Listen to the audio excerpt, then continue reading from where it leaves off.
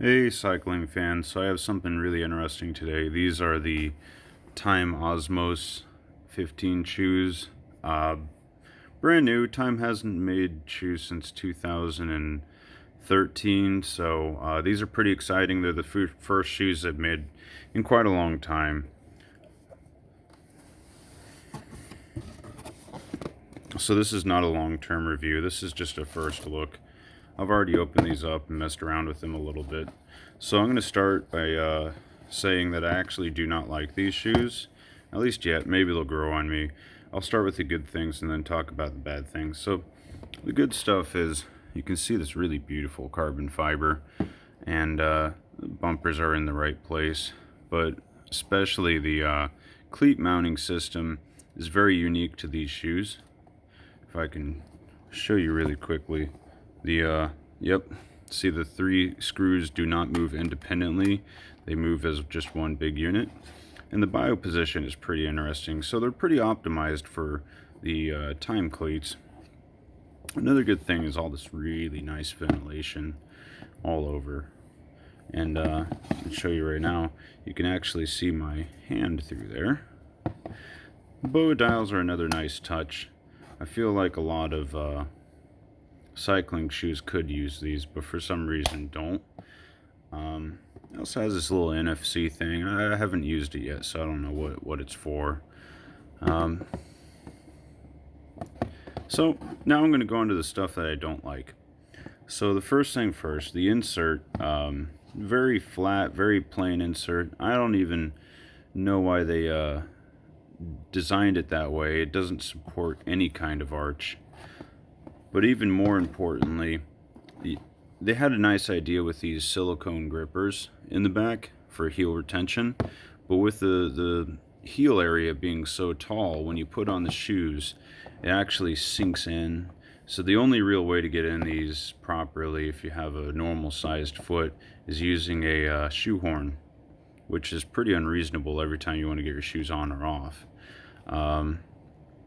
Another issue is these bumpers are so soft that you can actually dig into them just with your fingernail. The bumpers exist for when you're walking around, even just for a minute, and they need to be made out of a hard material. Now, an upside though is they are removable. You can replace them, but you're going to need a lot of these. It's kind of like how the time cleats, people were complaining about those a while ago. They were too soft. Well, these are extremely soft. You can actually see marks already, even just minimal ones. But my biggest issue, and I'm going to have to pause this to show you, is that this is how it should look in my mind. When it's on a foot, this is how much width should be through the shoe.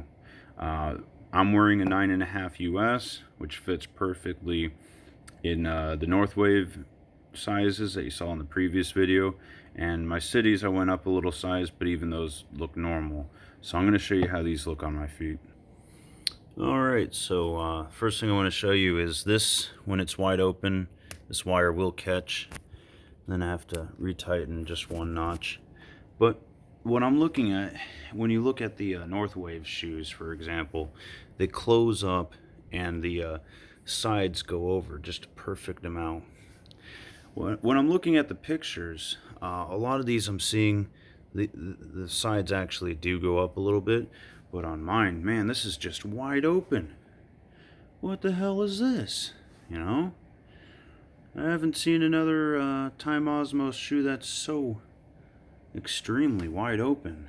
And that relates to power transfer too, because clearly the little wires are not as thick as the outside material.